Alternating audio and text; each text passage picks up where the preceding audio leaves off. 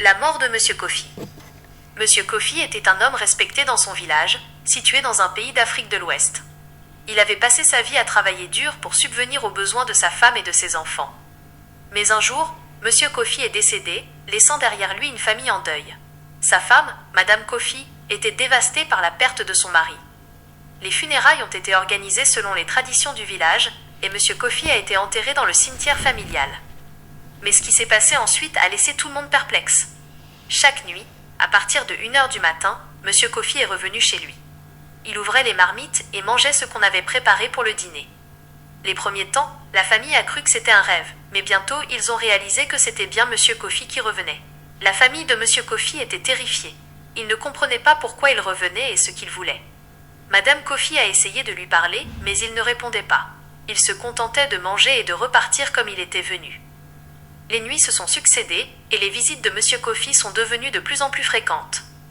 La famille a commencé à se demander si c'était vraiment l'esprit de Monsieur Kofi qui revenait, ou si c'était quelque chose de plus sinistre. Les enfants de Monsieur Kofi étaient particulièrement effrayés. Ils ne voulaient pas dormir dans la maison, de peur de voir leur père revenir. Madame Kofi a essayé de les rassurer, mais elle-même était inquiète. La famille de Monsieur Kofi a décidé de chercher de l'aide auprès des anciens du village.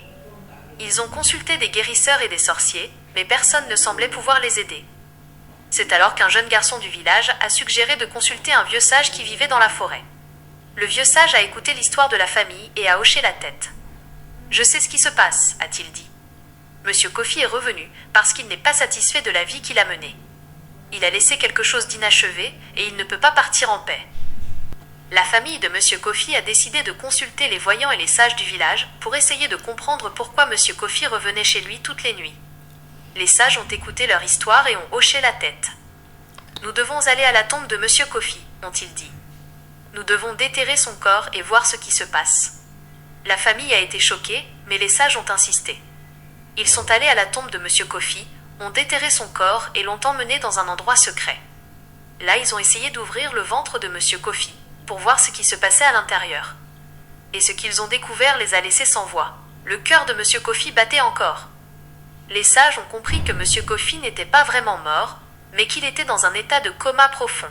Ils ont décidé de retirer son cœur et de le brûler pour mettre fin à ses souffrances. Ils ont refermé la tombe et ont laissé Monsieur Kofi reposer en paix. Et depuis ce jour, il n'est plus jamais revenu chez lui. La famille de Monsieur Kofi a été soulagée de savoir que le fantôme de leur père et mari était enfin parti. Ils ont pu continuer à vivre leur vie, sans la peur de le voir revenir. C'est ainsi que les sages du village ont chassé le fantôme de Monsieur Kofi, en utilisant leurs connaissances ancestrales pour mettre fin à ses souffrances et lui permettre de reposer en paix.